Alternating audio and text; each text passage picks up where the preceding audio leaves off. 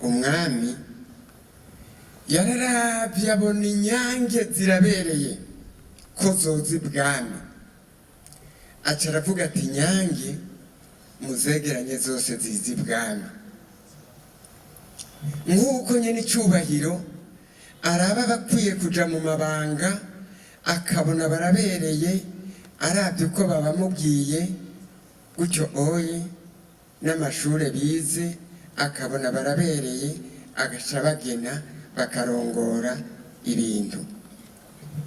Ariko rero twashize imbere Imana, murumva ko Imana iri imbere.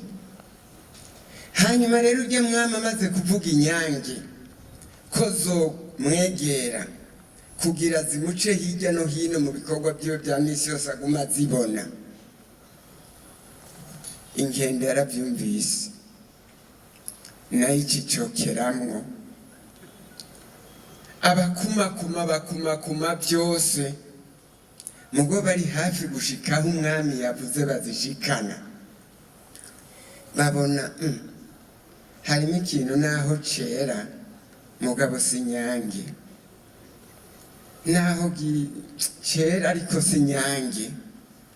Bati none twebwe ko twarondera inyange, wewe ubona uri inyange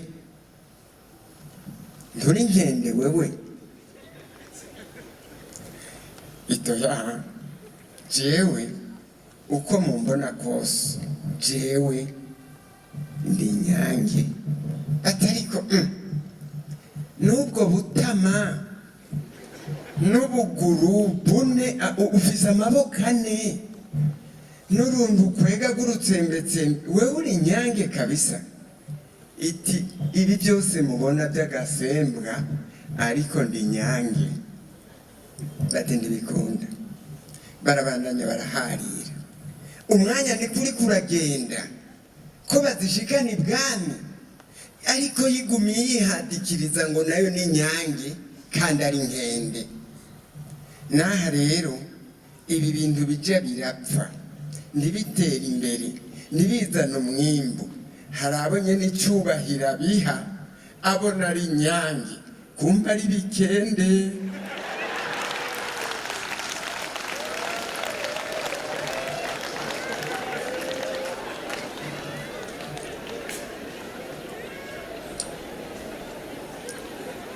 Niyo mpamvu rero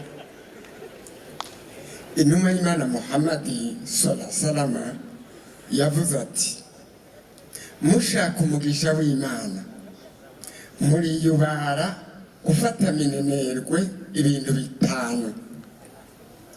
Icambere, ndimuhirahire ngo murafata minenerwe ubuhumbu. Abantu bashurashura, abantu bafise abahabara mu byo mufata minenerwe, icyo nimugifate minenerwe kuko rwaraye rurahunahuna rugakora ku madosiye, baraka zote zinaondoka.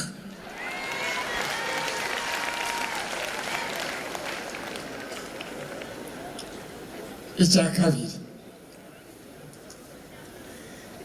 ndimuhirahire ngo murafata minenerwe umuntu akengera amategeko y'Imana.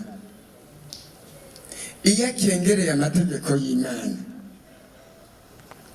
n'amategeko y'abamukoresha ntaca azomubwira, ni babandi ngo se kizima nahashitse ibisigaye birimenya. Icya gatatu, umuntu atagira impuhwe. Abacamanza benshi nta mpuhwe bafise, abonye igiturire ntumubwira ngo uwo ni imfuvyi, uwo ni umupfakazi, uwo ni ntaho nikora, ngo arimenya. Uwo rero urya muntu arenganijwe, n'uri muri leta mbyeyi, n'uri muri leta nsenzi, n'uri muri leta nkozi, imyidogo yiwe Imana irayemera, Imana irayumva. Uyo muntu igisata aherereyemo nta mugisha kiriko kiratuzanira, kiriko kidukwegera umuvumo. Niyo mpamvu uwo mumumenye usimone uruma tupa inje, ntimumubabarire na gato. Uyo ca musugumira hanze kugira ngo inda yiwe ndende ntidukwegere. Hanyuma icya gatatu ari icya kane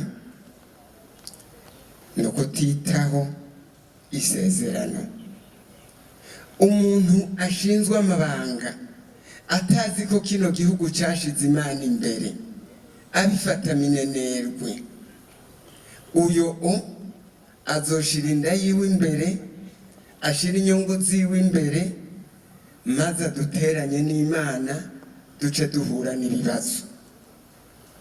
Hanyuma icya gatanu n'ubunebwe, gukorera ku gitsure. Umuntu akorera ku gitsure atamenya ibyo ajejwe, agakorera ku gitsure, uwo nawe mumwiyubare, ntimumufate minenerwe, kuko ashobora kudukwegera karambaraye, kuko ashaka kurya umwimbu ataruhiye. Niyo mpamvu rero abo bose b'ingeso mwene izo ni nkende ziri mu nyange. Niyo mpamvu wobwira mwene wanyu uti uririnda kuba inkende mu nyange. Radio televiziyo